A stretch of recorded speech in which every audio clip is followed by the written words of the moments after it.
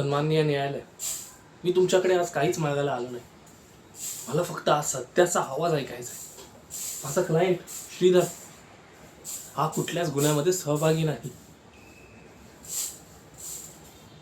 हो, माहिती आहे मला, त्याच्यावरती आरोप खरे असू शकतात, पण त्याचं कर्तव्यशील वागणं, त्याच्या मनाची शुद्धता आणि समाजप्रती प्रेम, माझ्या मते ह्यांनी असा कुठेच अनादर केला नाही.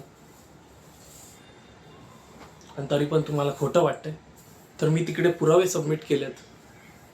ते पुरावे पाहाल तर तुम्हाला कळेल की हे पूर्णपणे चुकीचं आहे. तथापि एक गोष्ट मात्र खरी आहे, माझ्या क्लायंटवरती खोटा आरोप सिद्ध करण्याचा प्रयत्न चालू आहे. ते पुरावे जर तुम्ही पाहिले आणि न्यायाचे मोजमाप केले तर तुम्हाला कळेल या माणसाला अपराधी ठरवणं किती मोठा अन्याय होईल.